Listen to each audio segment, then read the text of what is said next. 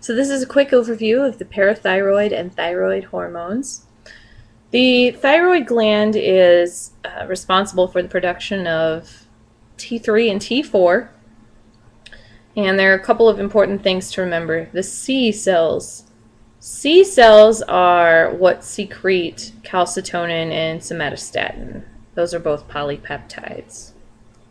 Calcitonin decreases serum calcium by depositing to bones. So how does calcitonin work? Well, it inhibits osteoclast activity. And what does that mean? The osteoclasts are the bone cells that break down the solid bone so that calcium can be resorbed. And resorption is a process of it being in the blood. So calcitonin works to decrease the circulating blood calcium levels by inhibiting the osteoclasts. Now, the opposite of calcitonin is parathyroid hormone. Parathyroid hormone works by increasing serum calcium.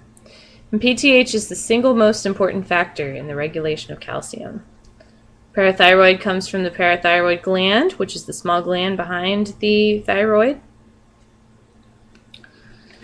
And there's a process, a negative feedback loop. Now, it starts out when circulating levels of T3 and T4 are decreased, and that has to do with low T4 levels specifically.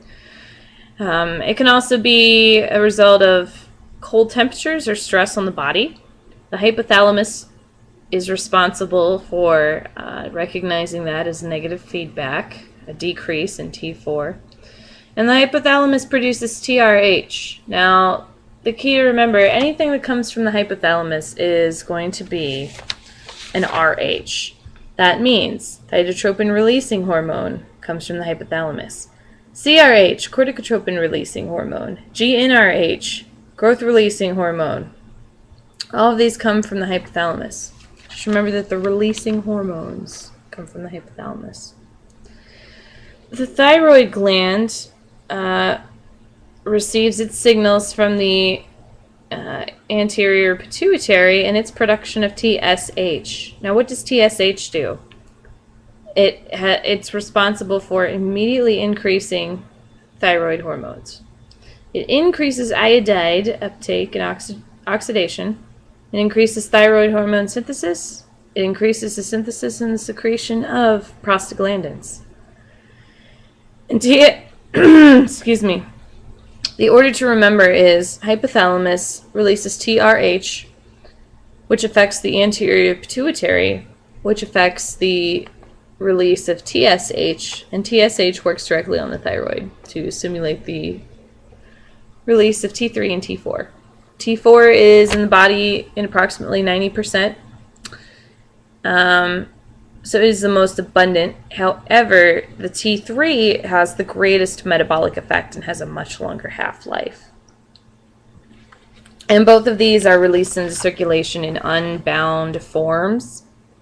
They are stored in bound forms attached to thyroglobulins in the colloid.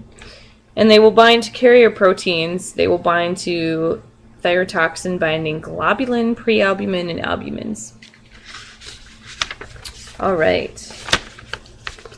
So, thyroid hormone is a positive chronotrope. It increases heart rate.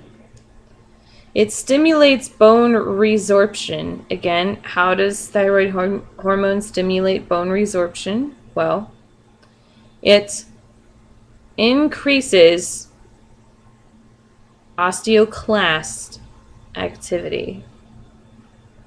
And osteoclasts break down the bone so the bone can be resorbed. And this works to the opposite of the parathyroid. Parathyroid increases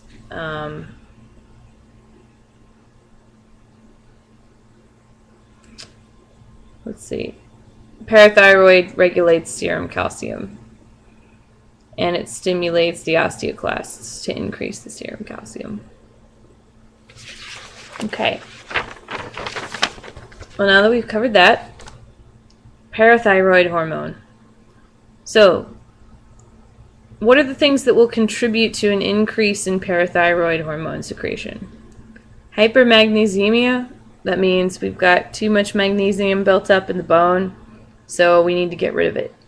So we need parathyroid hormone to come in and secrete that and increase our serum calcium levels, taking it out of the bone into the blood. Also, an increase in cyclic AMP levels will also increase PTH secretion. So the formula would be an increase in cyclic AMP or an increase in magnesium or a decrease in serum calcium will increase PTH activity and secretion. Therefore, PTH leads to an increase in serum calcium levels. So just remember that a decrease in serum calcium will jack up the PTH, but an increase in cyclic AMP and an increase in magnesium will jack up the PTH because there's too much in the bone and it needs out. Okay. Alterations in the thyroid. Okay, primary dysfunction of the thyroid is when T3 and T4 are not being released from the thyroid directly because there's a problem with the thyroid. Now, a secondary dysfunction of the thyroid is actually a problem higher up in the chain. It's related to a problem with the pituitary gland. So maybe your pituitary is not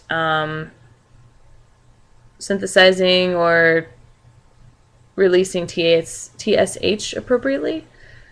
So it needs to be corrected because the thyroid hormone is not receiving a signal, and the thyroid gland is not receiving a signal from the anterior pituitary. And that's a secondary dysfunction. Okay, hypothyroid versus hyperthyroid. Hypothyroidism. The hypothyroidism is the most common of the thyroid dysfunctions. So there are three types. There is primary, congenital, and a thyroid carcinoma, which is, of course, a cancer. So primary hypothyroidism is an iodine deficiency. Everyone say that with me. Iodine deficiency, not iodide. Okay. And hypothyroidism, so this is not enough thyroid hormone. It's characterized by an endemic goiter. Hashimoto's disease, which is a type of autoimmune thyroiditis. It is associated with increased iodine intake. So it is the most common cause of hypothyroidism in the U.S. Now that's in the U.S. Hashimoto's is prevalent. One of our clinical instructors, Sinead, was telling us about her experience with Hashimoto's. So what happens in Hashimoto's? It's a gradual inflammatory destruction of the thyroid tissue by lymphocytes and autoantibodies. So it's an autoimmune response. Okay. So other types of hypothyroid conditions. We have subacute thyroiditis, which is a non-bacterial thing. Painless thyroiditis, which is kind of self-limiting, doesn't last too long. Iatrogenic hypothyroidism, which is due to meds or surgery, and they have lithium listed as a med that definitely decreases thyroid levels. And of course, postpartum thyroiditis, which pregnancy messes up a lot of things. So just remember hypothyroidism. I'm going to remember my clinical instructor and think that she had from last quarter, had Hashimoto's. And she's also pregnant. So I think, or maybe she is. I don't think she is, but I'm not sure. Anyway. All right. Iodine deficiency. So the picture of the woman with the huge neck goiters. Hypothyroid. Not enough iodine. Okay, congenital hypothyroidism is 1 out of a few thousand births in infants. Defects in TH synthesis. So, difficulty eating, crying, protruding tongue, constipation, slow pulse, excessive sleeping, cold skin, stunted growth. It sounds like pretty much everything that has to do with hypothyroid is everything's going to be decreased. Meaning just you're going to be mentally retarded, your appetite is gone, crying, no.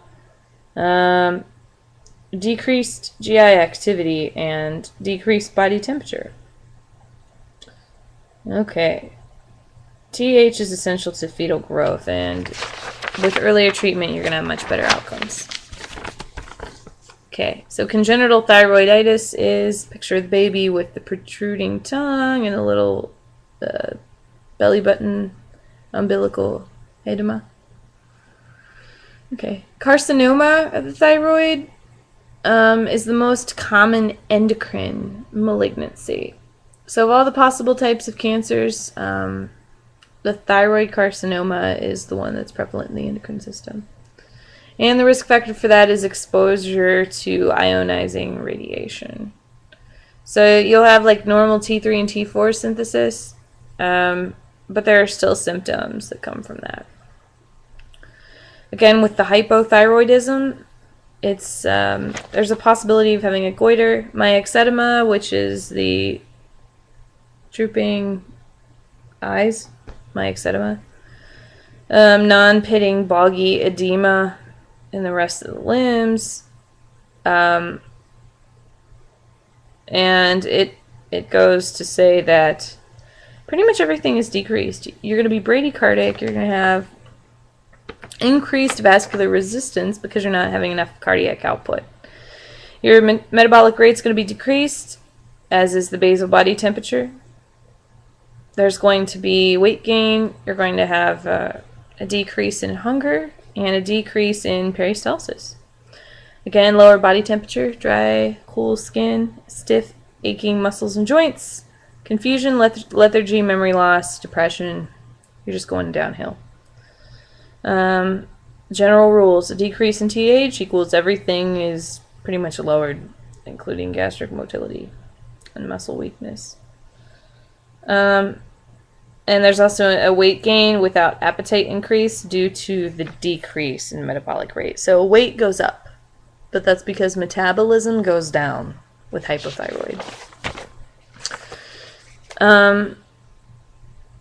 Conversely, we have hyperthyroidism.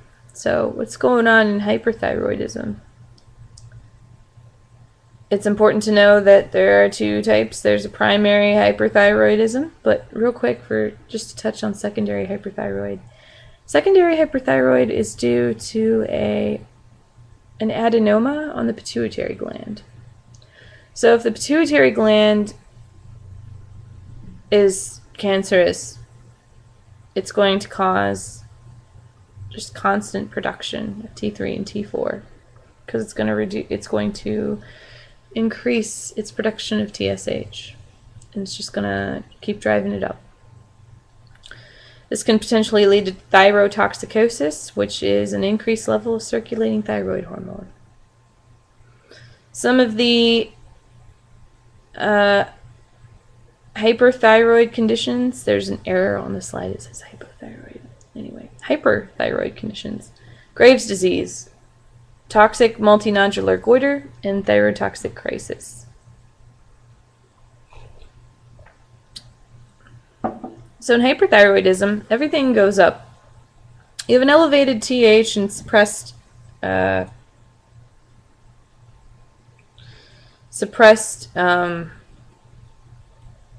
TSH, which has to do with radioactive iodine uptake.